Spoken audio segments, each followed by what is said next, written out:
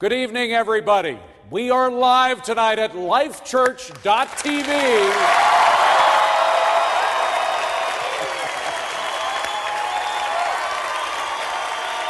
We are in the heartland of America here at lifechurch.tv, and I'm so pleased that my friend Dave Ramsey asked me to participate in this event. You are in the right place if you're looking for hope, because over the last couple of years, over the last couple of decades, in fact, that's what Dave and his message have provided to all of you folks, to millions of people. Over 4 million tune into the Dave Ramsey Show on radio weekly to hear a message of hope. Millions of you have bought his books and attended his classes. You listen to him every week on Fox Business Network, every night at 8 p.m.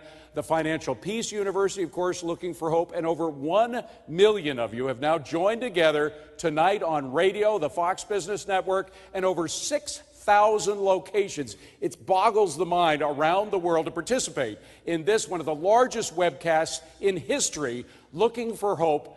Like I said, if you need some hope, if you need some answers, you've come to the right place. This is it, ladies and gentlemen.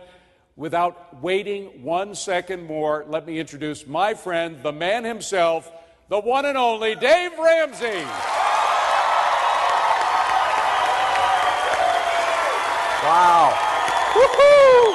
Yeah! Yes! Wow! You guys are awesome. Thank you. That's good. That's stuff I That's enough. Thank you, guys. Thank you. That's good. Thank you, guys. You're awesome. You followed instructions on that standing ovation perfectly. Excellent job, you guys. Thank you, seriously. We're so glad you're here tonight. For those of you at home and those of you across the nation, we're so glad that you're with us as well. We want to start out by saying thanks to the Fox Business Network. They, along with the folks at lifechurch.tv and our team, have done an amazing job. Plus, many of you at these 6,000 locations across America have spent countless hours making sure that you could connect to this tonight. There's been a lot of time and a lot of effort by a lot of people to cause this to happen. And for me to get to stand here and look like I have a clue. And I'd like for you to give all of those people a round of applause right quick.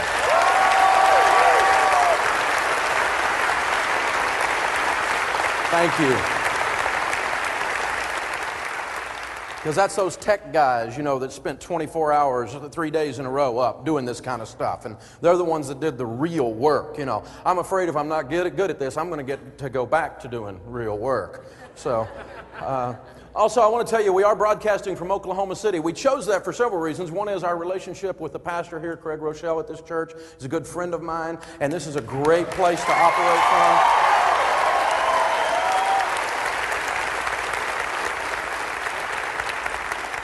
And I don't believe in coincidences, but I'll tell you an unintended thing that happened. We are doing this from Oklahoma City, talking about hope. 14 years ago this week was the Oklahoma City bombing. And so this is a community that has been scarred and yet has hope. I've walked among you for many years. I've come in here. You know about real hope.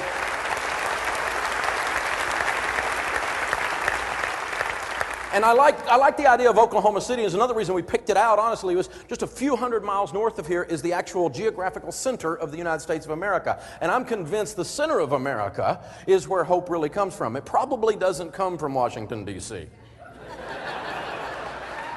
So, now, let's kind of begin to unpack this for a few minutes here together. For the last couple of decades, almost 3 decades, 25 to 30 years, America has had unprecedented prosperity. We have been doing really good. And as we say down south around Tennessee, we say things like, we kind of got fat and sassy. We kind of wasn't watching what we were doing. And you know, when you're a little bit prosperous, I know I am and I know you are, you get a little bit sloppy. And America got more than just a little bit sloppy. And when you're a little bit prosperous, you even get a little bit sloppy in your philosophy of life and your philosophy of handling money. Because, you know, stupid is not being stress tested. It's not getting a stress test on stupidity. When things are going good, you can kind of cover it up if the economy is going good. You know, in other words, when things were going really good, any idiot could make it. You know, even a turkey can fly in a tornado, y'all. But now, stupidity has been officially stress tested. And the American family, while on this great vacation, had an amazing car wreck. And some of us walked away from the car wreck virtually unscathed. Some of us spent a night in the hospital. Some of us are in intensive care, and some of us are in a coma. And it's struggling out there, and people are hurting, and they're scared, and they're a little bit worried about cars. And so your ideas about money and about life have been tested. And some of them have come up, well, some of those ideas have come up lacking. They didn't work, and they don't work. I've got a good friend that says often, he says, you know, when the tide goes out, you can tell who was skinny dipping. And last fall, this thing went into crisis mode, and it went crazy, and everybody's kind of going nutso, and you know, Wall Street, it starts to have fear and starts to have a panic, and it passes it down to Washington, and Washington goes into full-blown panic, and they pass it off to the media, and they go into hysteria. Sound like a beagle chasing a rabbit every time I turned on the news. Y'all know what I'm talking about? Scared me to death.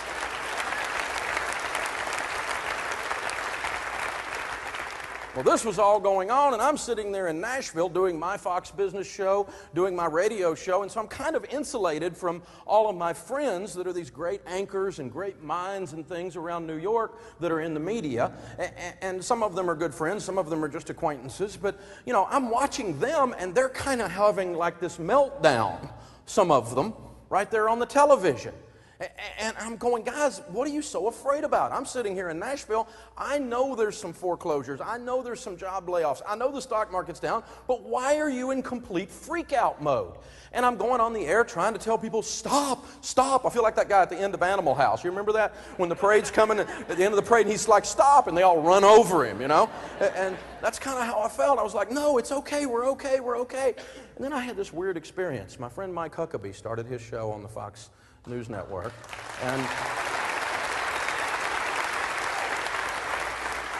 Mike called, and I was honored to be on the very first show that he did, and he called and asked if we would come up and do the show with him, and Geraldine Ferraro was going to be on there. And of course, we're talking about the economy because the bailout package was right before Congress, and President Bush and Paulson and everybody's pushing this thing. So I went up there, and I go on the Mike Huckabee show, and we taped it in the morning. Y'all probably not supposed to know that it's not live, but and then they played it that night, you know, and as soon as I finished with the Huckabee show and talking to those people, and some of those people were kind of a little bit scared and all this, and I went across the hallway and I did Neil Cavuto's Saturday show with him, and I'm hanging out with Neil, and Neil's like, Dave, you think it's going to be okay? And turned the microphone off at the break. Dave, you think it's... I said, Neil, you're smarter than me. You're way smarter than me. Why are you asking me stuff like this?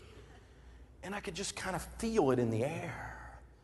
And we went across the street from the Fox there in the corner there in Manhattan.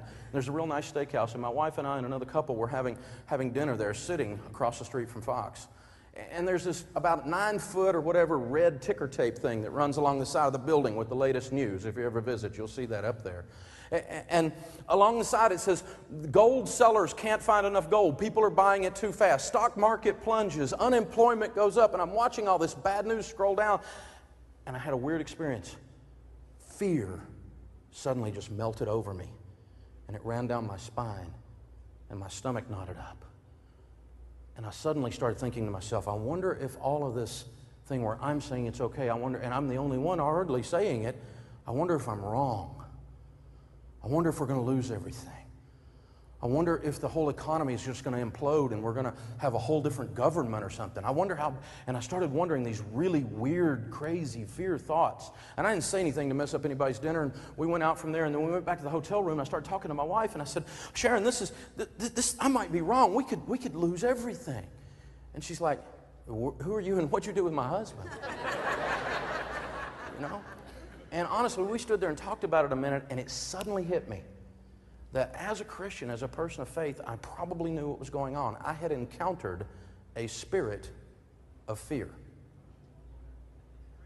And I began to pray, honestly. Now, some of you, that freaks you out, but I talked to my dad, and it doesn't freak me out. And the fear left, and honestly, I got to...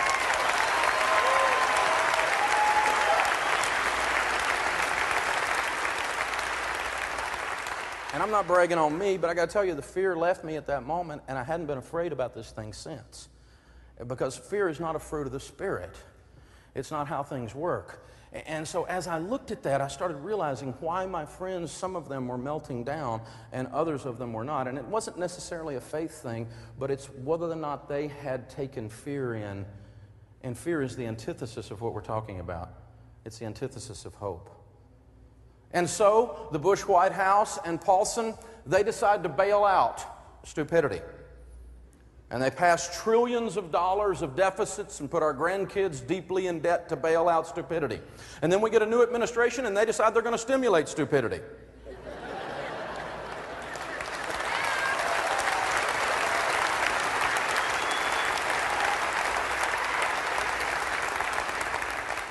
So as you can tell, I'm not a big fan of government interference in the marketplace. I kind of think, I'm kind of an old-fashioned dude. I kind of think let the chips fall where they fall. And this is how the deal happens. And I work my way into this, and I'm on these shows nowadays, and I'm talking about, hey, government interference and government bailouts are probably not the best idea. As a matter of fact, I'm pretty sure they're a dumb idea. And I'm talking about this over and over and over again. That's okay. There's lots of people that don't agree with you and me. And I was on Good Morning America one morning, and I love doing that show. They're so nice to me, Diane and Robin, and honestly, the crew behind the scenes, I've become good friends with them. I just enjoy going up there, and I enjoy talking to them. They do such a great job. And I was on there with a couple of other financial people, both of which, and this is kind of rare for me, but I actually found two people that are financially that I somewhat agree with. And so we had two other financial goobs on there with me, and it was like the financial goob panel thing, you know? And they came up, and these are two people who I really respect their intellect, and I respect their sincerity. And one of them, as we were talking about this government thing, she turned to me and she said, Dave, everybody knows that the government is going to have to help turn this around. And the other guy looked at me and he said, most economists agree, Dave, that we have to have government involvement to bring this around. And it occurred to me, I'm reading a different book than they're reading. I'm thinking differently than they're thinking. What is going on? Why do they honestly, with sincerity, believe that? And they're intelligent and bright people and sincere people. And yet I'm perpendicular with them and I don't think that. What is wrong with that? And I kind of had to go back and thought process how I learned about economics and go through those things. So let me kind of take you on a little journey, if you will. Cambridge in England, in 1905, a young man graduates in mathematics. Now, if you think back just a little bit in general history, you'll know that England at that point was coming from being run by kings and queens, a monarchy, and being owned by kings and queens, moving towards capitalism / socialism mix, whatever it is they've got now. And they were passing through along that spectrum, and at that time were dead in the middle of what you and I today would call socialism. So this young man was trained and grew up in Cambridge in the middle of that.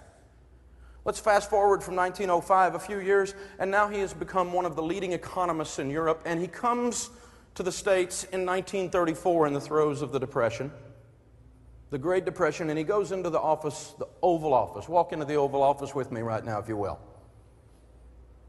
And he goes and he sits down with one of our greatest presidents in history, FDR. And he sits down with him in 1934, and he says, President Roosevelt, this is how you can fix the economy, and he begins to unpack his theory of economics. Roosevelt didn't bite for 4 years. By 1938, though, Roosevelt bought the ideas and wove the ideas, and here are the ideas. Here's the basic tenets of this young man, now an older man's, ideas on economics. He says that full employment can be maintained. Full employment can be maintained only with government spending. These are the principles of his economic theory. Government must invest in public works and must hire the unemployed. These are the tenets, and here's the biggie. Government has to run deficit spending in a slowing economy. Now, deficit spending simply means the government is spending more than it brings in and runs up debt. So this man, we could call him the father of deficit spending, was the co-author, if you will, of the New Deal. His name was John Maynard Keynes, and he was the author of what we in economics call Keynesian economics. Now, I'm not going to bore you with a lot of this, but fast forward a few more years, and the Great Depression is ending, and we're at 1944, and unemployment has gone from 25 and 17% down to 1% in 1944. And the output, the gross domestic product of the United States has gone from very, very bad to double, almost triple. So 1944 is a boom year, and the New Deal and Keynesian economics is the new star on the horizon. This has brought us out of the Great Depression. And this is what we are taught in textbooks today when you take economics in the average university in America. It's what I was taught. It's what my two friends sitting on the couch with me at Good Morning America were taught, that this is why it works. And here's the flaw. They forgot to do an overlay of history. December 7th, 1941 was the bombing of Pearl Harbor. I just gave you statistics from 1944, 3 years later. There was a reason there was 1% unemployment. All the men were in the military fighting, and the women were in factories building tanks. That's what was going on. There was a reason that government spending was working. It wasn't working. It got credit for what World War II did. And so when you hear most economists, just remember, most economists were trained in academia today, and in academia today, Keynes is a superstar. However, a few years ago, there was a guy who came along and won a Nobel Prize for challenging his ideas. He's the modern father of capitalism. His name is Milton Friedman. Now, Milton Friedman began to challenge these ideas and say they're wrong. And see, that's what I'm doing in a sense tonight, because I believe that you can be sincere and you can still be wrong. You can have a good heart and want to help people, and you could do it in a stupid way. It happened to me one time. How many of you have ever done something stupid? Raise your hand. How many of you that didn't raise your hand have a problem with lying? We've all done something stupid. I was 22 years old. I got out of college, and I went to work for this propane company. And they had this wonderful new invention that they had not done very good research and development on. It was about this big. It was called the Daisy Diesel Booster. It was invented by this wonderful man who knew a lot about that kind of thing, and I was enthusiastic about it because the idea was that they would shoot a little bit of propane through this thing and control it into the diesel engine, making the diesel engine run more efficient and get better gas mileage. Now, if you can take a fleet of trucks and make them get better gas mileage, you can increase profits. This thing is huge. So I call up a family friend that I had known all my life, and my parents knew before I was even born, and I said, he owns all these quarries with those great, huge uke trucks to carry rocks in. You know, the ones the size of a house. You all know what I'm talking about. Say yes. Yes. And I took those little Daisy Diesel boosters over there, and I said, this is going to save you guys a bunch of money. And we put those on his trucks, and you know that those little things blew those trucks up?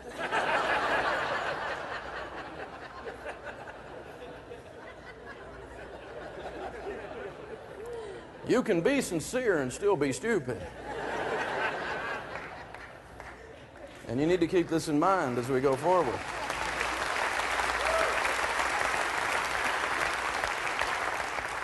Milton Friedman said the Great Depression was produced by government mismanagement rather than by an inherent instability of the private economy. History suggests that capitalism is a necessary condition for political freedom.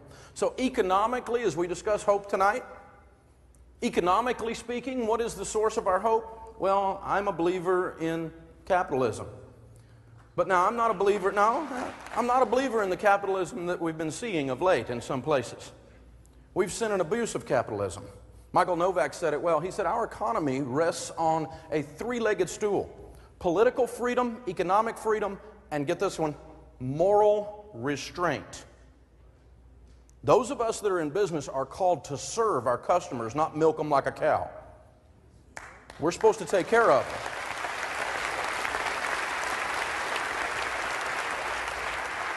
them. We need, again, a capitalism that has a value system that cares about its employees, a value system that cares about its customers. And that's what works. Gandhi said it. He said, commerce without morality will destroy us. And that's what we've been having in some parts of our culture. And it's given the rest of us that run a business right a bad name. And people have said, now, all business is evil. All business is not evil. I can tell you, the guy that fixes my hot water heater when it goes out, I'm really glad that plumber knows how to serve. I like a shower, and it gets bad around our place if I don't get one. Ralph Waldo Emerson said, doing well is the result of doing good. That's what capitalism is all about. Kenneth Blanchard says, business is like tennis. Those who serve well win.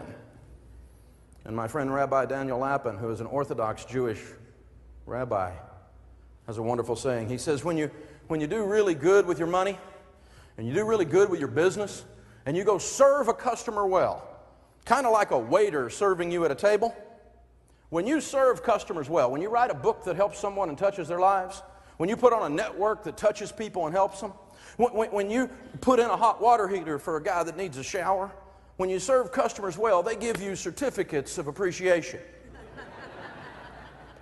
Profit is the applause that your customer gives you. If you open up a restaurant and the food's cold and the service is bad and the prices are high, you're going to close, and I say good. You should close. We shouldn't bail you out. You're freaking lame.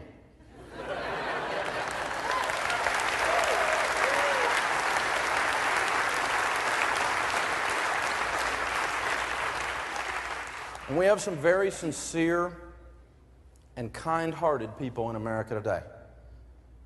And they're very sweet people, and I meet them, and I disagree with them, and I still love them, and some of them have become good friends of mine. But they have this idea that no one should ever have pain. And that is a wonderful idea. I work with hurting people, and I don't want anybody to ever have pain. I'm a daddy. I got 3 kids. They're grown, and I don't want any of them to have pain. But the truth is, grown-ups, you're grown-ups. You're not children. You don't need a keeper. You don't need a caretaker.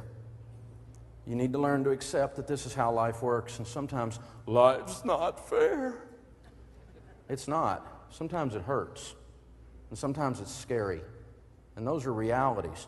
But we've got to go back to some basics in this country again.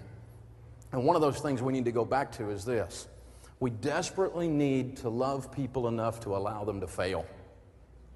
We need to allow failure. Failure's good. Failure is instructive. Failure brings clarity. Failure's cleansing, and it's corrective. And failure, if it's chasing you, will run you towards excellence.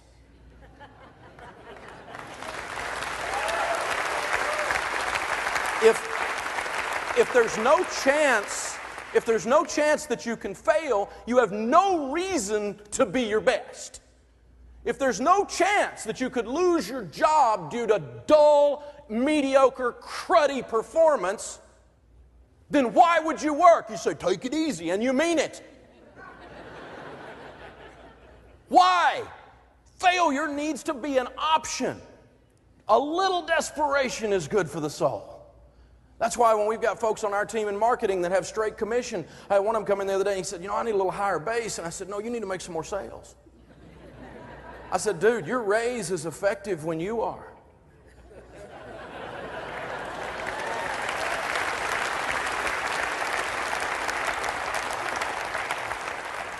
See, I've failed. I started with nothing and I became a millionaire by the time I was 26 years old, and I did it stupid. I borrowed too much money and I lost everything I owned. I almost lost my marriage and my sanity, and I did lose my hair. But I figured out what my friend John Maxwell says. He wrote a book called Failing Forward. That success is merely a pile of failures that you're standing on. We have to allow failure again. The Bible says, rejoice in your suffering, because suffering produces perseverance. And perseverance, character. And character, hope. And hope is a gift of the Holy Spirit. If you talk to successful people in anything, you will find, you ask them what's the number one character quality of successful people, they will tell you perseverance. Rejoice in your suffering, because suffering produces perseverance. But Dave, I'm afraid I don't want anybody to hurt. And if you get rich, that means someone else isn't going to get anything. That's not fair. Well, no, that's a wrong view of the economy. Again, my friend Rabbi Daniel Lapin in the book Thou Shalt Prosper says, the economy is not a cake. That if I take a bigger slice, you automatically by default have a smaller slice.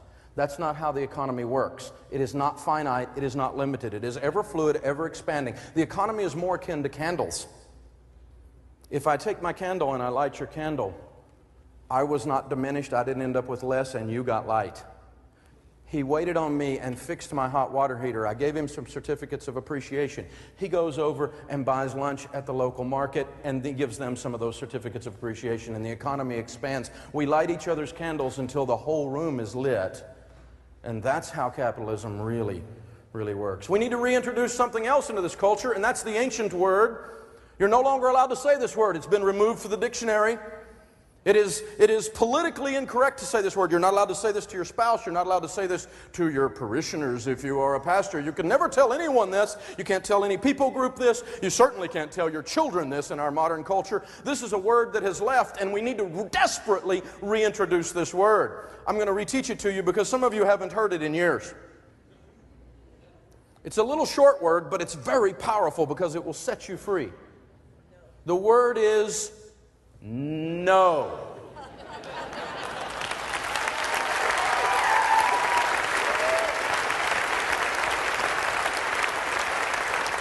You press your tongue towards the roof of your mouth, make a kissing motion with your lips, blow air past and release. It sounds like this. No. Say it with me.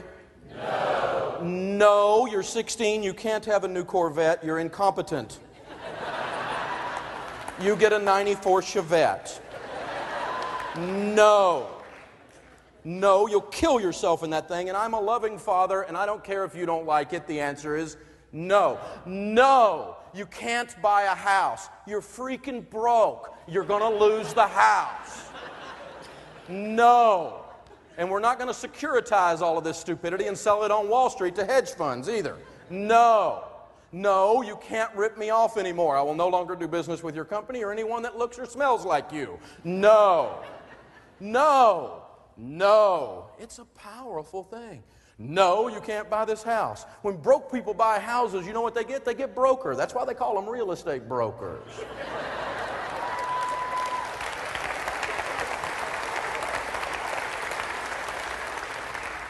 And lastly, there's this. If we're going to retake this country for you and I, we the people be the healing agent and the place that hope comes from, and we are the place that hope comes from, economically speaking, then there's another thing we need to do. We need to go back to taking personal responsibility. You need to clean up your own mess. You need to take care of your own house. You need to feed your kids. And you need to work, whatever that means. You need to get after it. You need to cause some things to happen. Personal responsibility. My dad used to say, you shot it, Tarzan, you eat it. Turns out McDonald's does serve hot coffee. And you were just a klutz and spilled it, and that ain't anybody's fault but yours. Shut up and be more careful next time.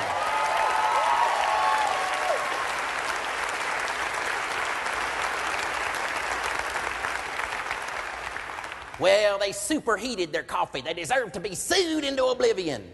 No, they don't. You're a klutz, and you're rationalizing. Stop it.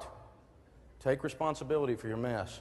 When I went broke, I spent about 6 months whining. Have you ever whined? I thought it was a little-known form of prayer.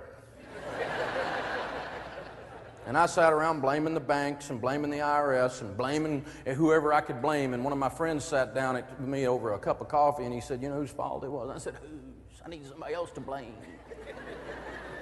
He said, it's your fault. And he said, son, if you keep holding on to those lemons, you're never going to get any lemonade. Quit hanging on to your lemons. Let go. Take responsibility that you caused this mess. Yes, there were some things done to you, but you set it up where they could be. Your shields will be better next time. You'll be wiser.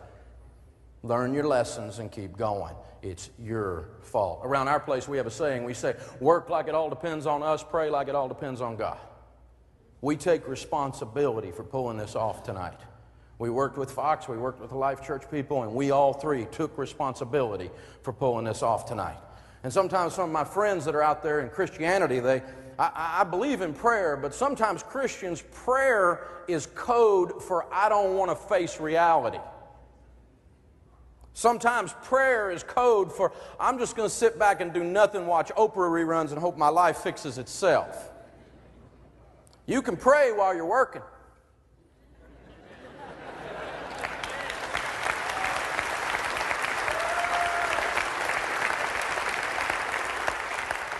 I love the story Earl Nightingale used to tell.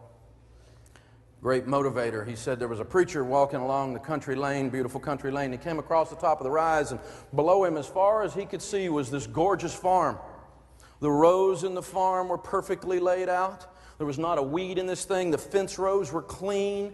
Everything was nice. And as he kept walking, the little house began to come into view. And he could see the little house there, and you can see it in your mind. It looked like a Norman Rockwell painting. I mean, the picket fence is white and clean. The bushes are trimmed. Everything looks just right.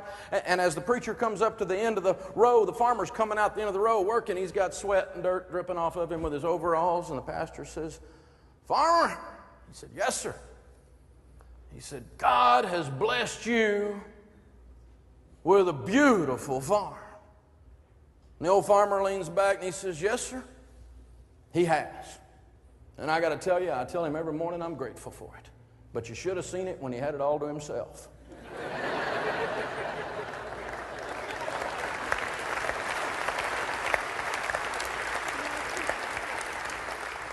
Woven into our faith, into our Judeo-Christian ethic, which is the fabric of this great land, whether you participate in those or not, woven into that fabric is this idea of personal responsibility.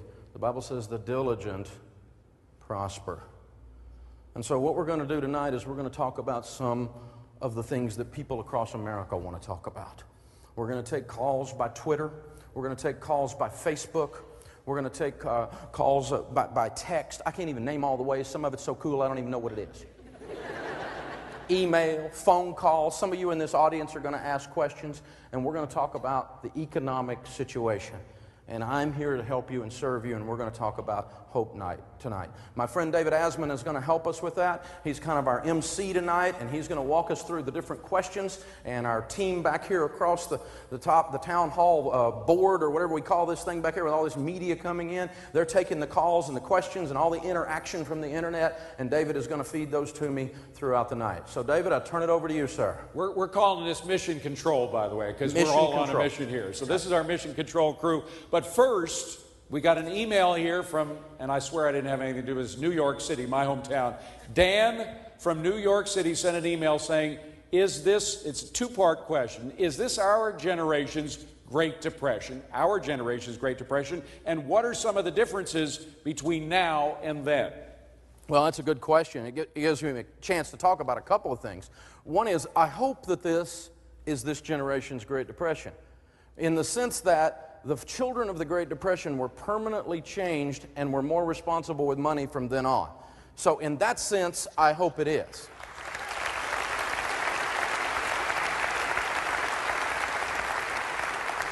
How many of you are like me? You were working in the backyard with your grandpa and you pull a nail out of a board and you'd straighten that nail out and put it in a can when you're working with grandpa. I mean, that's a different generation. And so in that sense, I hope we've gleaned something from the pain and the fear and the scare that we've had. Is it the Great Depression? And I've heard political people say, this is the worst since the Great Depression. This is as bad as the Great Depression. I've heard media and political people on both sides of the aisle make these ridiculous statements. In every case, either because they're in a freaking hysterical panic themselves, or because they've got an agenda and they're trying to pass something and want you and I to be scared enough to allow them to do it. I don't know which it is, but they're out there pitching that this is the Great Depression. This is nowhere near like the Great Depression. As a matter of fact, it's not even the worst recession since the Great Depression. How's that? Let me walk you through a couple of numbers. The Great Depression, unemployment was 25%, and there were real bread lines, not people with Gulf Streams lined up at Congress. Okay? The real depression, the market dropped 89%. The stock market lost 90% of its value. Okay? We've lost 57% right now, just to kind of give you an idea. 1973-74, with an energy crisis and a president and a vice president resigning in shame, the market dropped almost as much as it's dropped now. It dropped 50%, and it took it 61 months to recover, 5 years and 1 month before it came back. And we had inflation of 11%. We don't have inflation of 11%. And we had gas lines around the block. Anybody remember the 70s? Yeah. 1982, we had another great recession coming out of the Carter administration straight into the Reagan administration coming in. Inflation was not non-existent, which it is right now. It may come back if we keep borrowing money at this rate. But inflation was not non-existent. It was between 10 and 13% in those years. Huge inflation. Stuff would double in cost in a matter of weeks, it seemed like. And I was in the real estate business in those days. It was scary how fast houses were going up. They were going up thousands of dollars a month. Interest rates, if you recall, in 1982, fixed rate interest on a mortgage was 17%. The market dropped about 29% in those days, not as far as it's dropped now, as far as the stock market goes. But today we're not sitting on, oh, and by the way, unemployment was over 10% in 1982. Unemployment right now is 8.5%. We currently have an 8.5% unemployment rate. We have mortgage rates of 4 3/8 on a 15-year with paying 1 point. That's pretty amazing. We have no inflation, and we currently do not have an energy crisis. Okay? So this is not even as bad as 82 or 74, albeit bad, because there's a saying about unemployment statistics. You're either 100% employed or 100% unemployed. You don't really care about 8.5%. And yet 47% of Americans surveyed last month said they were afraid they were going to lose their jobs. We were at 5.5% unemployment before this started, so 3% of Americans have lost their jobs, and half of them are afraid. Now, what's that coming from? That's coming from fear, which is the antithesis of hope. It obviously does not represent reality. Their fear is false evidence appearing real. And that's what we're trying to combat tonight. So some of you may lose a job yet. That may be a reality. But this is not even the worst recession since the Great Depression. Does that make it any easier for you if you're hurting? No, it doesn't. But I'm trying to combat on a scope like this idea that the world's coming to an end, and we've got to stop the hysteria because that's making it worse. Everybody freaking out is making it worse. All right, David, what we got next? Well, we got a newfangled machine. It's called a telephone. I don't know if you heard about it, but we have Laura handling telephones, and we got a call from Jennifer from Little Rock, Arkansas. All right, Jennifer. Hi, Dave. My question is, because the nation's economy is based increasingly on debt, I have serious hesitations about continuing to invest in the stock market, even though economic wisdom says in the long run, things will turn up again. What other options do I have for investing? Okay, that's a really good question. A lot of people are worried about their 401ks because if you looked up, notice a lot of them look like a 201k. So it's, you look at your statements and it's gone down and we're struggling. Mine's gone down too. I've got a lot of money in mutual funds and I look and it's down. And so what do I invest in? And she said an interesting phrase. She said, even though wisdom suggests that long term it's going to be okay, but I've got this fear. Do you hear what's going on in people's minds? This is what's run rampant through the land. And I'm not picking on her. She's just a perfect metaphor for everything we're dealing with tonight. Here are some statistical basics for you that you need to understand. Number one, 100% of the 15-year periods in the stock market's history have made money. And so this young man sitting back here who's in his 20s, this guy sitting over here who's in his 30s, even old guys like me who I'm 48, 15 years I'll be in my 60s. So what? I don't need the money till then. 100% of the 15-year periods in the stock market's history have made money. The stock market is artificially low right now. There's no mathematical support for how low it is. It has been driven by fear. And it's come back, and did you notice all the headlines? It's kind of interesting to me that the Dow Jones Industrial Average in the last 7 weeks has come up 22%. Somewhere in the 20s. I mean, depending on what it did today, I didn't look at it. But, 65.94 was the low on March the 9th. And it's hovering up around 8,000 right now. Have you seen any newspaper headlines that say Dow Jones Industrial Average returned 20% plus in the last 7 weeks? And if you annualize that, that's like a lot of money. Not one person is reporting that or talking about it, except me, and I'm trying to calm people down. And I was on a talk show the other day, and the guy said, well, last fall you were telling us, not to sell, and look where it is. It's even lower than it was last fall. And I said, I was telling you not to sell, but I wasn't telling you not to sell because of spring. I was telling you not to sell from 10, 15-year viewpoint. Where there is no vision, the people perish. And when you only look to Friday afternoon, when you live your life, thank God it's Friday, oh God it's Monday, and you do your investing that way, when you do your investing that way, you're going to be broke your whole life because you're going to live in a panic and you're going to put it in at the wrong time and take it out at the wrong time. You're going to try to time the market. Patience during a recession is a major thing. The S&P 500 since 1974, when it went down, dropped 50-something% on the Nixon and Agnew resignation. Since 1974, the S&P 500, which is a measure of the stock market, has returned 1,250% through today. That's a 1,200% return since 1974. Now, so I personally am continuing to invest because I believe that Home Depot, that McDonald's, I believe that Coca-Cola and Microsoft, I believe that Dell and these other publicly traded companies, are all of those I named going to be perfect? Absolutely not. I believe that Walmart and other excellent companies around America 15 years from now as a group are going to be worth more than they are now. If you don't believe that, then you pretty much have given up on the economy, because those are the best and brightest companies out there right now, and what they trade on over the period of years is, do you really believe they're worth half what they were this time last year? No, well, they were artificially inflated. Nope, they really weren't. They were giving returns based on the profits that they were creating. They're creating less profit right now, so they are worth less. But do you think that they're worth half of what they were? I don't. I think it's artificially driven low by fear. So I'm continuing to invest in the stock market, and I'm continuing to invest in real estate. In other words, if you have a 15-year perspective and you realize that the stock market is really at an all-time low in your lifetime for most of you, you're at Kmart, honey, and the blue light's on.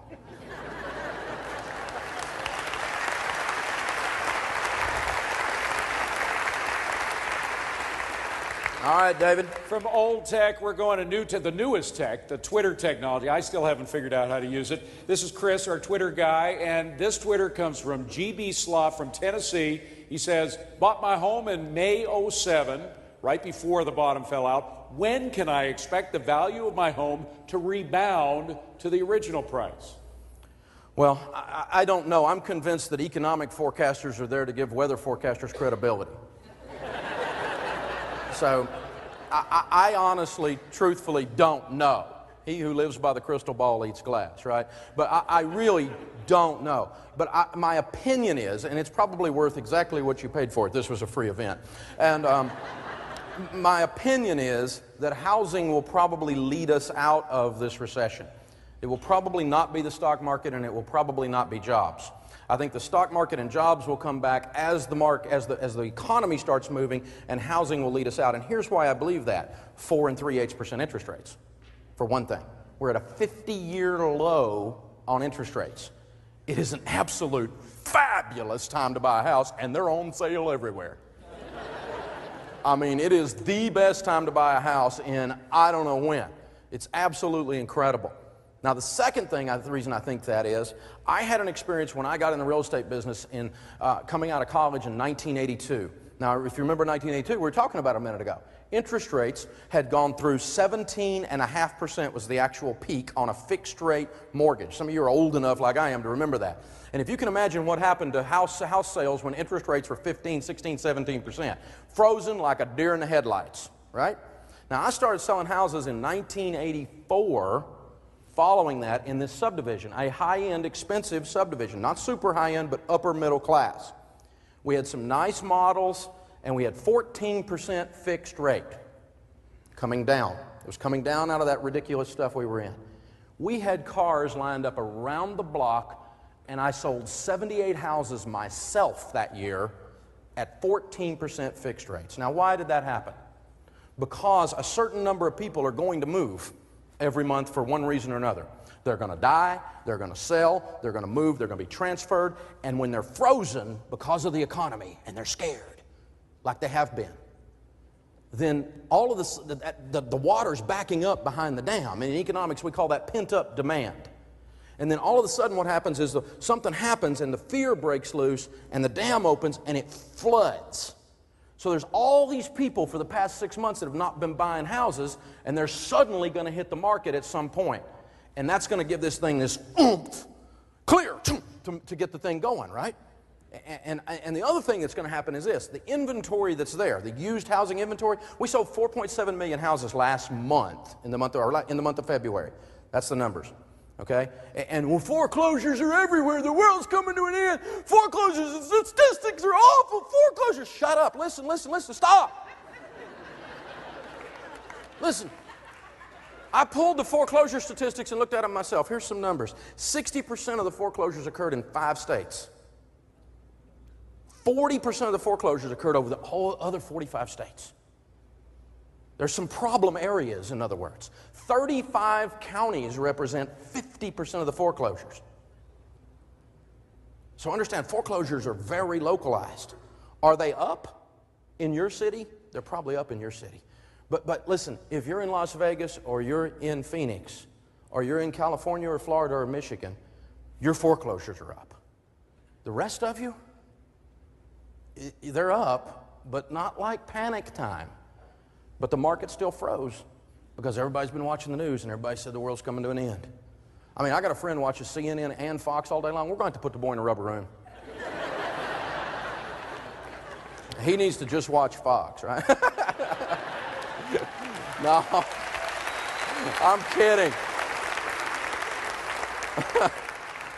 I'm kidding. So here's the point, though. Here's what happens. When you build a house, it costs a certain amount to build a house. That's called cost of goods sold.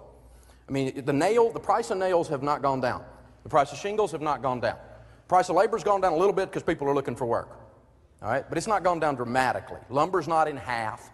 Okay? It costs almost as much to build a house right now as it did a year ago. So when that used inventory burns off and we're left with only new housing, prices have to come up closer to new housing because that's what new housing is going to cost, and it's going to be in the mix again for competitiveness. So what you've got is new housing here lifting and elevating used housing as the inventory burns off. So some of these price dips in some of these markets is very temporary because, again, it's driven by fear. It is the best time to buy some houses. I got a friend buying all over Florida like crazy. He's worth about $20 million, and he's buying everything he can get his hands on in Florida because he thinks Florida is going to come back so fast that it's going to be a whiplash. So real estate's going to be fine, and it's the best time in 15 years or in 30 years to buy a house. But don't buy a house if you're broke.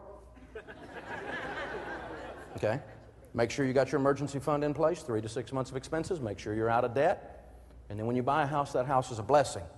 And Murphy doesn't move in your spare bedroom and bring his 3 cousins, broke, desperate, and stupid.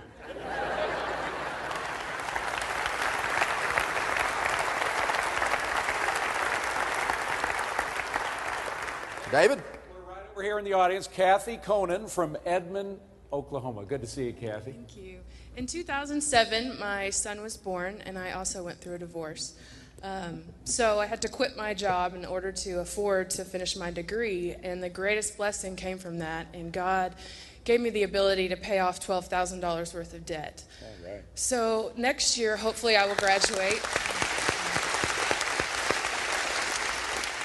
And I'll be near 30, and I have not even begun to think about retirement or future educational costs for my son, who's now 2. Okay. So where to start and who to trust? Oh, wow. Well, let me first tell you, you're an absolute warrior. I'm so proud of you. You not only have gone back to school, you took charge of your life. You're thinking into the future about you and your son. You're epitomizing the personal responsibility that we've been talking about tonight. You're the reason that America is going to be okay and people like you. I'm very proud of you.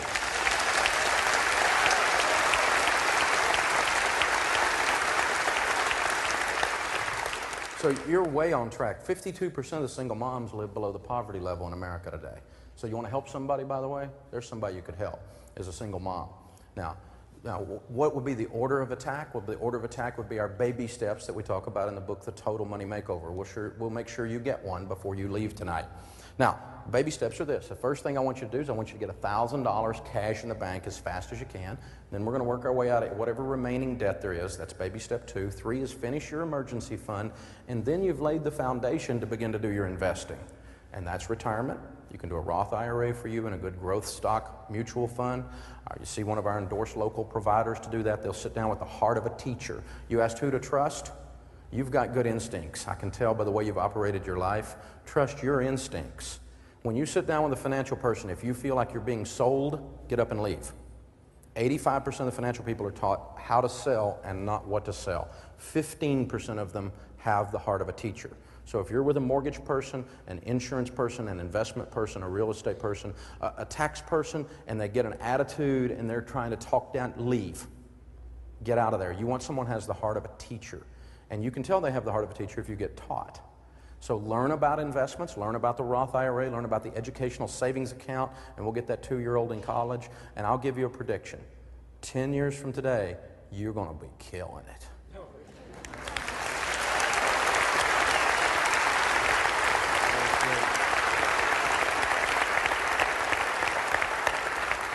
Dave, if you can look up at the monitors there, we got a YouTuber calling in, a video call in. Go ahead. All right.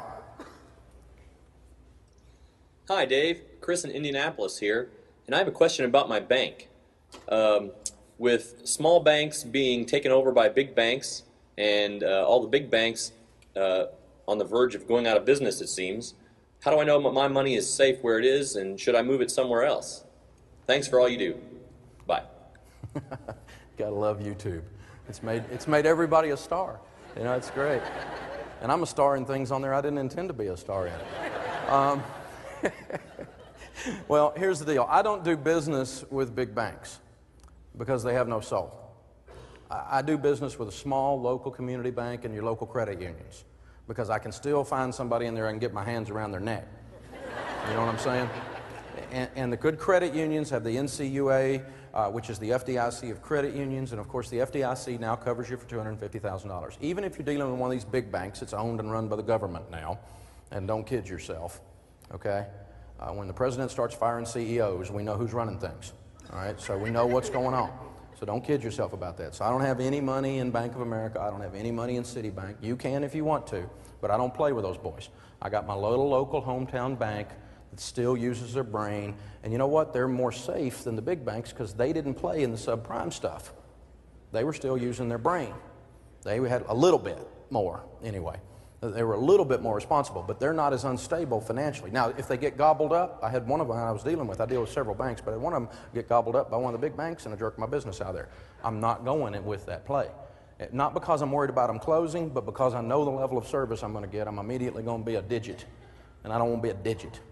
I like to see human beings on the other end of this. I don't mind paying people to serve me, but I want to see some people. Our receptionist still answers our phone at our office. You're not going to get a recording. Her title is she's the Director of First Impressions.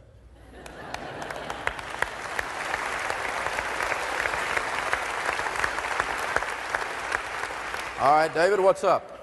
We got something live coming in here. This is Jazz. He's in charge of the text messages, and here's one. Dave, with all the money going into circulation, I add the trillions going into circulation, what do we do with our savings? Huge inflation is coming, right?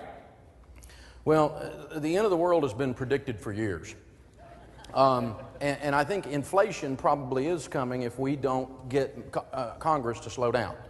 I mean, a drunken congressman can make a sailor look crazy on spending. I mean, they're amazing. I mean, they absolutely are out of control up there. And so if they don't quit doing this, we are going to see some inflation because they're burning money is what it amounts to. And when you flood anything into the market, then it becomes worth less. You know, the reason that everybody wants like one of those Wii Nintendo thingies at Christmas is because nobody can get one. And money works exactly the same way. A shortage of it makes it more valuable, and it's spread out everywhere makes it less valuable, thus inflation.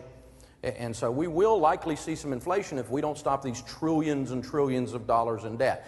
Is it going to break us? No, I don't think our economy is fragile enough overall, over the scope of time, for the government to fix it or to ruin it. And so I think we're going to be okay. Now, if you're worried about inflation, here's what you invest in. Things that go up as inflation goes up. And that would be good growth stock mutual funds and companies that make the things that are going to go up in value. Thus, your profit's going to go up. How about real estate? Major component of inflation. Houses go up rapidly. I talked about that back in the 70s when houses were going up 1% a month, 12% a year. So, like a $100,000 house, 1 month later is worth $110. The next month it's worth $121. That's how fast it was going, all right? And that's 2 months in, you made 21 grand. That's inflation. And if you own that house, you got to hedge against inflation because you're riding the wave up. And so what you do if you fear inflation is you buy good growth stock mutual funds and real estate. Pay for it. Don't bet on inflation to bail you out. That's the definition of how to go bankrupt. All right, so, but the concept here is ride the inflationary things and you'll be just fine. It's kind of common sense if you think it through. All right, David, who's up? Well, this is kind of related to the last question because it's talking about inflation. Want to hedge against inflation. This, by the way, is from Becky, and it's via Facebook. She says, I'm wondering if with recent developments, you still say not to buy gold. Gold. Everybody's talking about gold. I think gold is the Snuggie of investments.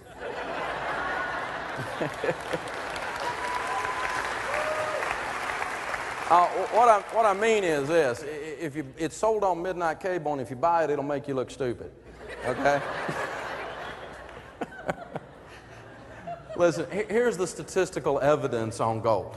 Here's the real gold story, okay? I don't own any gold, and I'm not going to buy any gold, and here's why. It's a crummy investment. It's awful.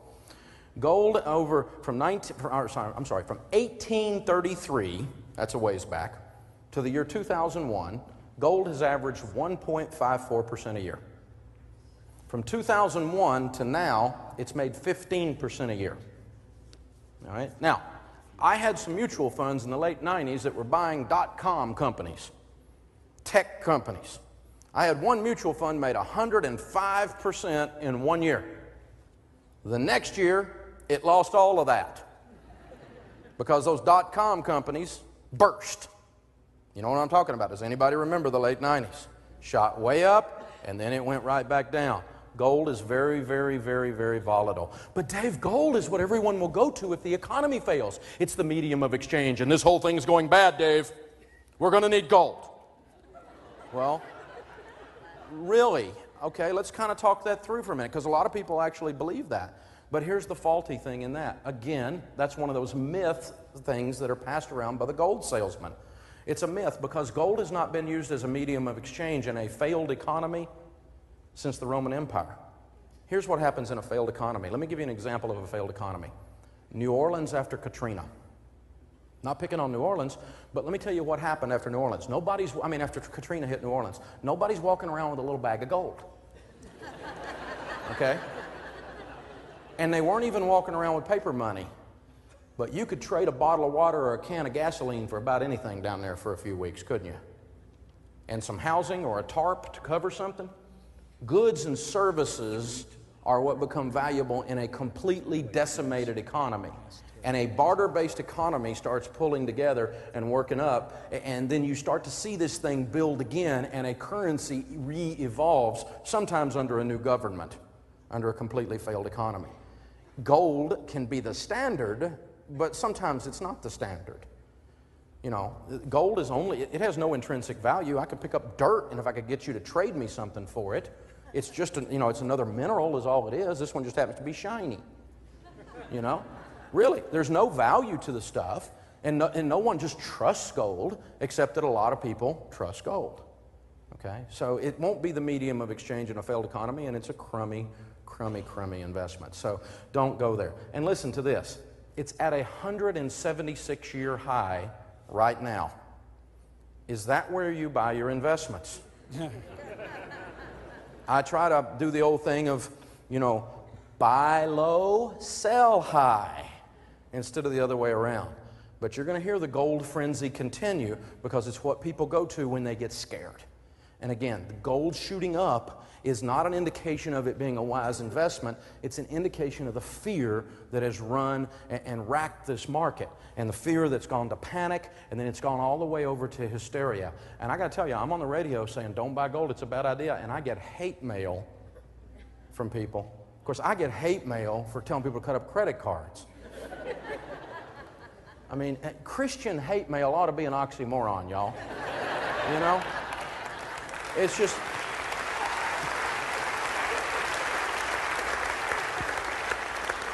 I'm not complaining, it's just humorous. Somebody always starts out with a scripture right before they tear my head off,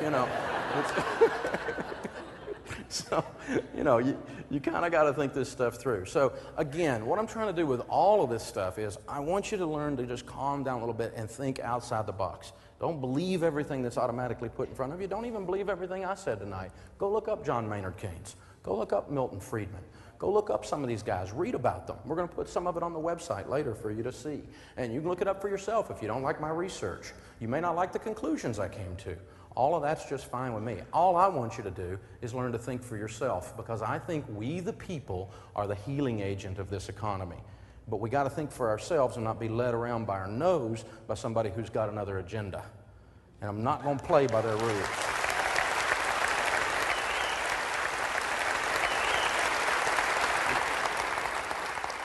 Let's go back to David and see who's up next. David, who have we got next? We have next an email from Elsa in Utah. Elsa asks, here's the email, with the economic situation, is it a good time to start my own tile business, or should I wait until the economy turns around? Wow. Well, I got to tell you, it's a tough time to start a business, particularly if you're going to go into a business that's associated with construction right now. It could be the perfect time, because about the time you get it open could be the time it takes off, but I don't know exactly what that timing is going to be, and that's part of being a grown-up, is figuring that out for yourself in your area. Is it always a bad time to start a business when the economy's down? No, I would submit to you that it's really a good time, because the weak competitors have been driven out of the market that muddy up things, and there's only the studs left. That's all that's left standing. And so you're going to have a dogfight, because you're going to be fighting against the best. But at least you're going to know exactly where you stand. And let me tell you, some of the biggest and best businesses in America were started in the middle of or just following a huge calamity of some kind. Bill Gates started Microsoft in 1975 in his garage. Now, Bill's done okay. And that's following the 73-74 major recession that we discussed earlier. Let's do an overlay on this history we're talking about. David Green, our friend from right here in Oklahoma City, from Hobby Lobby, one of America's billionaires.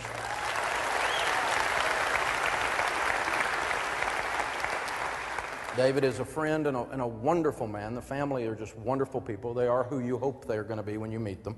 They are those kind of folks. And David started Hobby Lobby in his garage in 1972 with $600. Now remember, 72 he started, 73, 74 was the worst recession. One of the bad three, counting this one, that we've ever had, and that's when he started it. Now last week, Hobby Lobby gave all of their employees virtually a raise, meaning that they went to anybody that was making less than $10 an hour and raised everybody in the place to $10 an hour. Why? Because David said, I need to love my internal customers just like my external customers, and while this recession was going on, our sales went up 5%.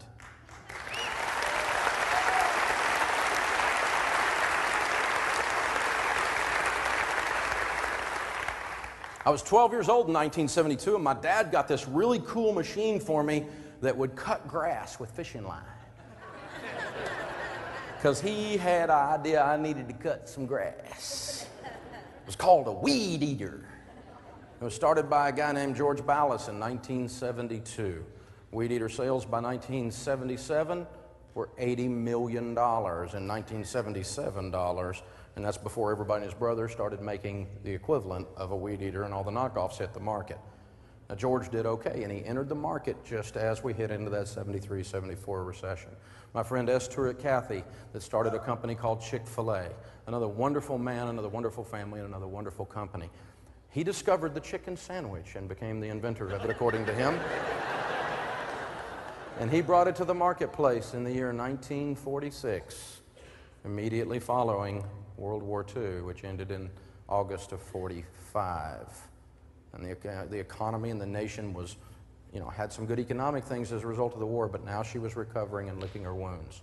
And so he started in that environment. Michael Dell started Dell Computers in his dorm room in 1984. He was 19 years old, just following the 1982 recession. So is it always a bad time? I don't know. We could ask my friend Mike. He's a great guy, and he said, Dave, I got to tell you, I had a Dave Ramsey moment. And I said, what are you talking about? And he said, well, I paid off my house a couple of years ago, and I had $30,000 cash in the bank for my emergency fund. I hadn't any debt in years. That's why I come and hang out, is just to say thank you, because this stuff has turned my life around that you teach. And he said, here I sit in the middle of this recession. I've worked for this big corporation. I won't name them because he didn't give me permission to, but you would know the name, for 13 years. And one of my best friends is my boss. And he said, Dave, he came in the other day, and he walked in the door, and his lips started quivering. And his eyes filled up with tears. And he said, Mike, I don't know how to tell you this, but I've come in here and I got to tell you, I gotta lay you off, man. And Mike said, I felt so sorry for my friend. He said, I just went around the table and I gave him a big hug, and he said, I had to do that because I was starting to grin. Because he said, I'm completely debt-free. I got $30,000 in the bank. And he said, I'm thinking to myself, I wonder how big the severance is.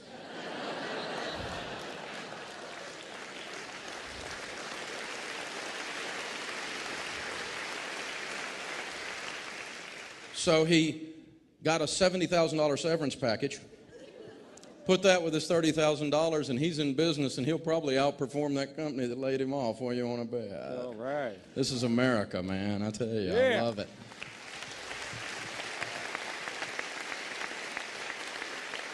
All right, David, who's up next? We go to the phone bank. Gail from Greenwood, Indiana. Go ahead, Gail. Hi, Dave Ramsey. My husband and I are 55 years old. We both have good jobs, but presently we're kind of slow on the retirement. Can you give us about 3 of the most important actions we should take to catch up over the next 10 years or so? To catch up over the next 10 years or so on retirement? Well, what we'll do is this. Well, I think there's no magic to catching up for retirement. The thing you don't want to do is, again, panic and get silly. When I do some of the dumbest decisions is when I feel a little bit desperate or scared and I think I got to make up time. And that's when you'll get conned and try to get into some kind of get-rich-quick thing that sounds too good to be true, and normally you would know it is too good to be true, but because you're pushing it a little bit trying to make up some ground, then that's the deal. So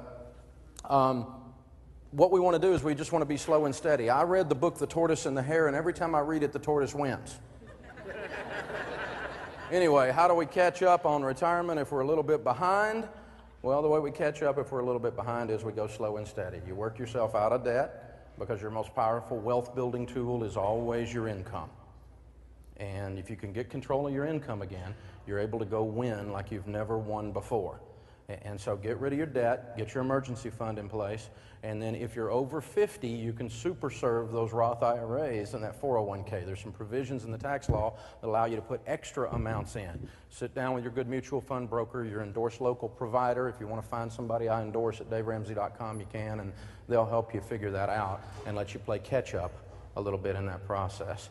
All right, David, I think we got time for maybe 1 or 2 more. Who's up? We do indeed. We're going to Mitz RN, I guess registered nurse from Dallas, Texas. There's a form. She says, I know you've said that the economy isn't all doom and gloom, but so many people I know, including my husband, are unemployed or laid off or can't find any work.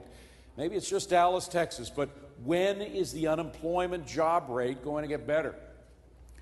Well, you know, I don't have really good news for you on that. I don't know. Again, that's an economic prediction, and the honest truth is I don't know. I told you a little bit earlier, my opinion is the jobs going down are the symptom of the economy slowing. They're not the cause. They're the symptom. And so creating jobs is not going to cause the economy to come back. Jobs are going to create as the economy comes back. In other words, when somebody goes and buys a washer and dryer again, then the washer and dryer plant's going to start making them again, and they're going to hire those people back. Okay? People start buying boats. The guys that make boats are going to show up again, that kind of thing.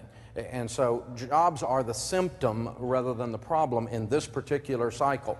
Now, other cycles you could maybe discuss that, but in this case, making up jobs is not going to fix this. Jobs are going to be made up as this thing heals itself. So the bad news is if you're unemployed and you're waiting on traditional processes to bail you out of your unemployment, you're probably going to have a while, and I really wouldn't recommend waiting on that. I will tell you that unemployment has only gone up 3%.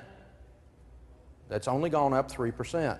So most people are working, and I would suggest to you that you don't take this thing on of, ooh, the economy is the only reason that I'm unemployed. It's why you lost that job, but you've got to get your chin up again, stick your chest out again, you know, comb that hair back and get after it again.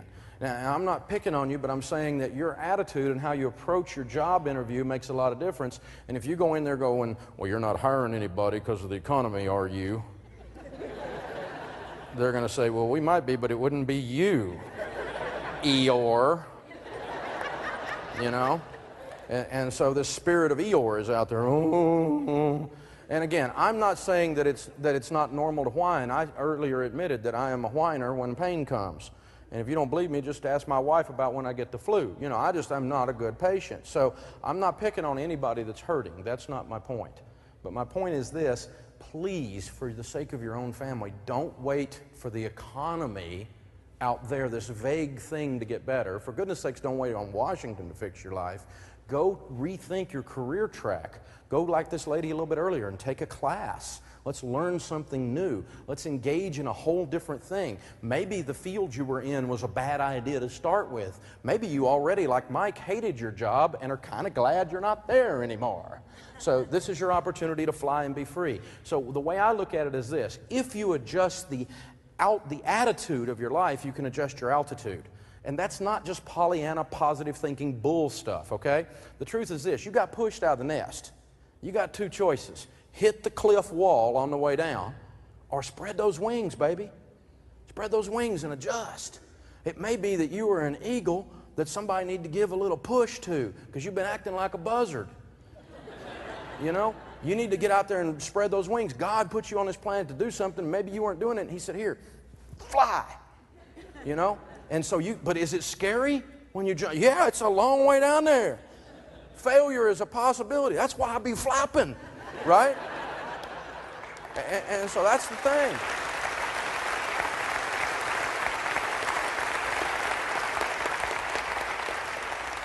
All right, David, one more. A little Twitter here. This is from D. Kaler from Georgia. How close are we to a cashless society? Do you see the dollar being replaced anytime soon? No, I don't. We are certainly more cashless than we've ever been because of the use of debit cards. I use a debit card. I don't use credit cards. I don't play with snakes. They bite. But we're more and more cashless. Sometimes when I hear that in a setting like this where a large portion of my audience are Christians, I also kind of hear this end times thing. Is this a sign that Jesus is coming back? And it could be. But I'm getting old enough, and I've been walking around in North American Christianity, that I kind of see these waves of everybody predicting the end of the world come through every so often. Anybody remember 88 reasons he's coming back in 88? You know? And so the truth is that Scripture's pretty clear. It says that the day or the hour no one knows. So I don't know. I'm not a student of eschatology, of end times things. I'm not a student of that. People that know that stuff scare me. So I really don't know about that, honestly. But I'm just kind of suspicious of anybody who says they do and are predicting that it's right now, because Scripture's pretty clear that we're not going to know the end of the world. And here's the deal. The Scripture's also clear that while you're here, regardless of whether the end is tomorrow, or whether the end is 3 weeks from now, or whether the end is 35 years from now or 350 years from now, the Scripture says those who plow should do so in hope. You're supposed to keep plowing while you're going, because we don't know. It may be by the end of this row. It may be by the end of the next season. It may be by the end of that. It may be by the end of something else. We just don't know. Now, I want to close up with this. I want to give you 3 things to do if you're struggling with your hope out there. 3 perceptions to look at, because people are struggling with hope. It's legitimate. We've talked about it. Sometimes it's false evidence appearing real. Sometimes you've been out of a job for 6 months and they're foreclosing on your house, and it's just real around there, man. Like the guy said a little bit earlier on David's show, it's a knife fight. You're in the middle of a knife fight and somebody else has got a gun, you know? It's just bad, and it hurts, and I am not making fun of anybody in those situations. But I will tell you this, kind of like the lady that called him or emailed a while ago about unemployment down there in Dallas. The first step if you're struggling with hope is this. I want you to get up. I want you to take action. I want you to get moving. When you get moving and install yourself and inject yourself into the situation, even if what you're doing doesn't seem to make sense, you're doing something. Activity just in your body releases proteins, endorphins, adrenaline. It changes your heart rate. You get a little bit of this stuff called sweat, which is good for you. You get moving, and you're out there, and you're just talking to everybody, and you may be driving everybody crazy, but you're not at home watching Oprah reruns. Okay?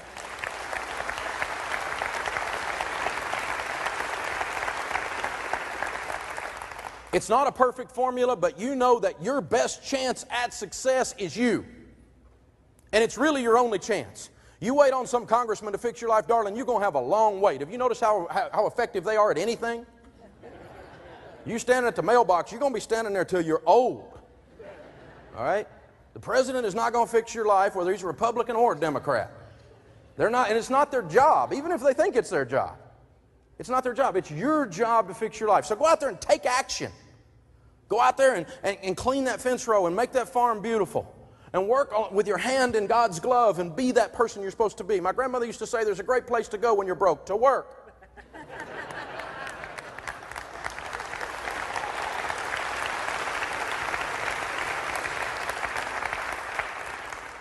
And again, it's an attitude. Our endorsed local provider, Larry Williams, who is a realtor down in Houston, Texas, one of my guys was talking to Larry the other day, and he said in December of 2008, in all of his years in the real estate business, that was the worst month he has ever had in the real estate business. But he kept doing the stuff he's supposed to be doing. He increased his marketing budget. He made more calls. He kept working the signs. He kept working with his sellers. He kept working with the buyers. He kept working the short sales. He worked everything. And February of 2009, in the middle of the worst recession since the Great Depression, Larry has had the best month of his entire life. He goes on to say, Dave, I just sold a $1.3 million home, and other homes this week are getting multiple offers. That sounds kind of weird. Is that the real estate market? Well, it is for Larry. Something to think about.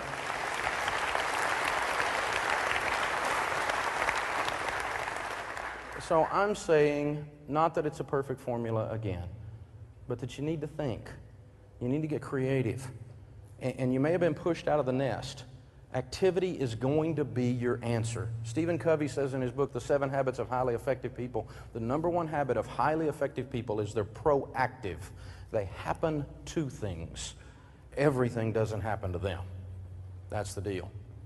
Number 2 step, if you're struggling with your hope, don't participate in loser talk. You get around a bunch of losers, you know what you're going to be? A loser. I'm sorry if they're in your family. Everybody's got some. What is it the guy says? He said, God puts some people in our family just to, well, he actually gives us friends just to say, I'm sorry for your family. You know, it's, right? But the truth is, if you're hanging out with losers, you're going to be one. My friend Dan Miller, who wrote the book 48 Days to the Work You Love, says that there's research out there, which is a great book on careers, by the way.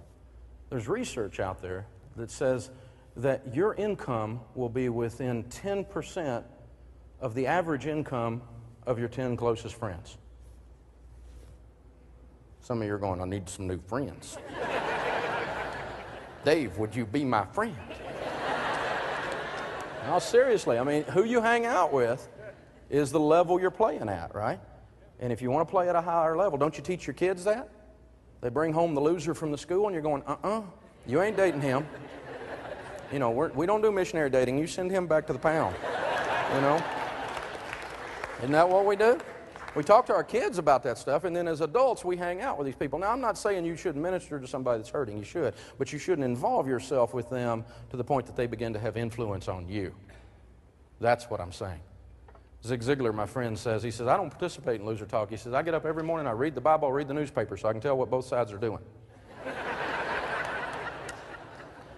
Dan Miller, I was just talking about a minute ago, has a book called No More Mondays. And in that book, No More Mondays, Dan talks about 2 landscapers that are right there in my neighborhood. Dan's a neighbor of mine. And he is a career coach, so he was career coaching both of these guys in the exact same situation, and this was a couple of summers ago. One landscaper had been in business for years, and he began to tell Dan about how none of the customers would pay him. All his equipment broke down all the time. It was a struggle to get good customers, and when you did, and it was a struggle to get good help. You couldn't get people to work for you. They'd steal from you. Everything was wrong, wrong, wrong, wrong, wrong, wrong, wrong. This guy had the spirit of Eeyore on him. It's all bad. The world's coming to an end. And within weeks, that guy had filed bankruptcy, and the economy drove him out of business. He said, there's another landscaper I was working with. He said, Dave, this is the best year of my life. He said, I got the best customers. I got the best employees. He said, my equipment just works all the time. He said, I get people giving me stuff. They give me leads. They smile at me. They talk to me. And he said, you know why? Because he's got energy and he smiles. And he's good at what he does. I don't want Eeyore planting my bushes. Because Eeyore might get off. He might rub off on me.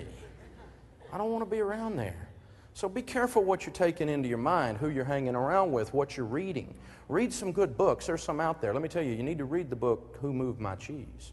Because America, your cheese has been moved. It's time to look at things a little bit different. You need to think about things. Charlie Tremendous Jones, who passed away last fall, used to say that 5 years from today, you will be the same person you are today, except for the books you read and the people you meet. And you'll be making the same income you are today, except for the books you read and the people you meet. You know, the average millionaire can't tell you who got thrown off the island.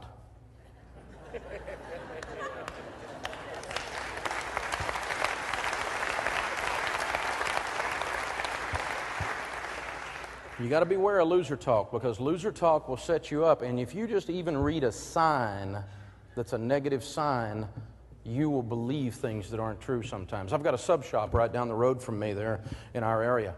And this sub shop had the most fabulous young man working in there. He was a manager, an assistant manager. I don't know what he did exactly. His name was Jonathan. Still is Jonathan. But Jonathan was the manager of the sub shop, and this guy was incredible. When we walk in the sub shop, as soon as I walked in the door, he'd say, "Hey, Dave, you want your regular number 2 without mayo or whatever?" He'd call out my order. Now, I got to admit, and I shouldn't admit this right here in front of several million people, but I have to admit, I thought maybe he knew my order because it was Dave Ramsey. Now, I'm ashamed to admit that. Because my 17-year-old son came in right behind me, and he's like, "Hey, Daniel, what do you want? You want that normal turkey will you get with white? And those extra pickles, and I know you like olives." And as Daniel and I sat there and ate our sub, we watched him, everybody from banker to construction worker, everybody from maid to mom who came in the door, Jonathan knew their order off the top of his head if they had ever been in there even one time. He smiled, he had energy, he came out from behind the counter, and as the leader of the organization was the guy who served the most. He bussed the table, he stopped and chatted up with you. This was a sub shop. You would have thought it was a 5-star restaurant, the way Jonathan took care of us. It was absolutely incredible. I never thought much about it. I just thought, this is a sharp young guy. I probably ought to hire him. It did occur to me a couple times. I wished I had, because I looked up a few weeks later, and Jonathan, even though he was the highest producing thing around there, obviously, I don't know, maybe they weren't taking care of him. Maybe they didn't pay him enough. Maybe they didn't cut him in on the profits, and he probably was the reason for their profits. Would you agree? Say yes. Yes. But I looked up one day, and Jonathan had quit. And he went to school, is what they told me. They told me he'd gone back to college, and he had figured out that he needed an education to get ahead. I wished I could have caught him, because he was already ahead. He just needed to apply it somewhere other than a sub shop, because he had all the right stuff. But he'll be okay, because he's Jonathan. Drove by there last week, and there's a sign in the window. It says, "Closed due to the economy." They're not closed due to the economy. They're closed because they lost their Jonathan. And they blamed it on the economy. You're probably the next Jonathan. Or maybe you've got one working for you, and you need to go in tomorrow and tell him or her how good they are, and how awesome a job they do, and how proud you are to have them in your association. You need Jonathans, America. Jonathans are what make America great. Jonathans are what brought things around. But that sub shop owner closed. And I got to tell you, I hate it, because the subs were good, but as a metaphorical example, it's fabulous that that place is closed, because that owner apparently did not understand a treasure when he saw it in Jonathan. Because America's full of Jonathans. I see them everywhere I go. And that's why I know we, the people, are going to be okay. Jonathan's out there. So don't read that sign that says we closed because of the economy. They didn't close because of the economy. They closed because they lost their Jonathan. And that's how it works. Lastly is this. Third step I want you to remember if you want to get your hope back. The first one is take action. Second is don't participate in loser talk. Be a reader. Feed your brain with good stuff. And the third one is we need to learn to give again. We need to learn to give again. We talk about giving. America is the best giving nation that the world has ever known. Not our government, our people. When there is a tsunami, when there is famine, when there is anything, Americans are the ones that are on the scene with American dollars helping people.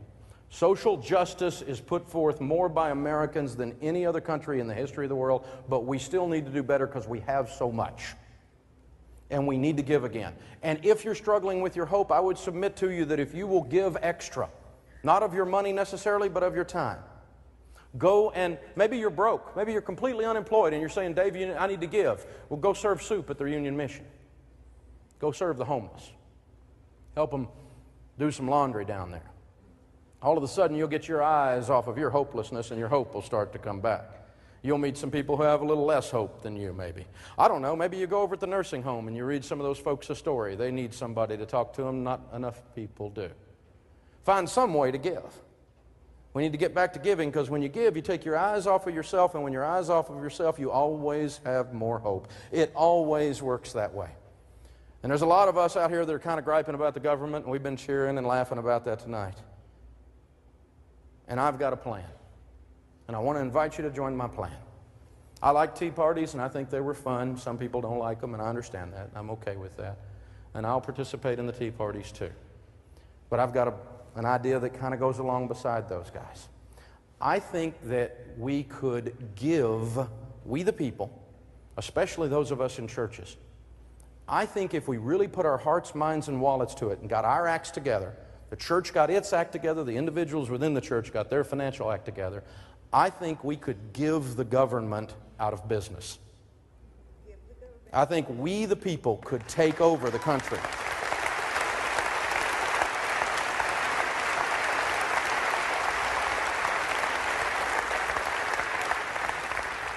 Again, my friend Rabbi Daniel Lapin says this. He taught me about a Jewish ceremony on the Sabbath as the Jewish folks are getting ready to enter their work week, which they consider work to be worship. I think worship service and customer service are kind of the same thing, he says.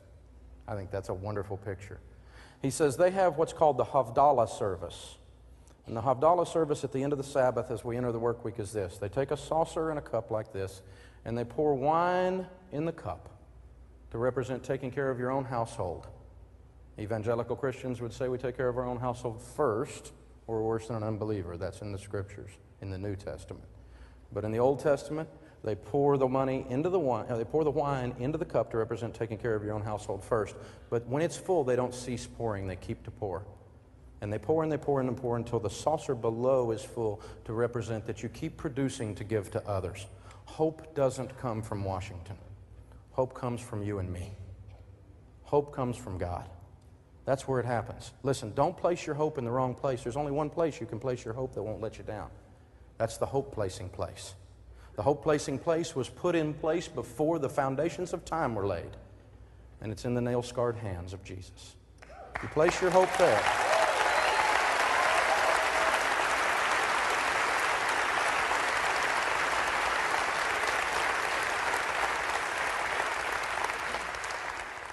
If you place your hope there, that's the only one that won't let you down.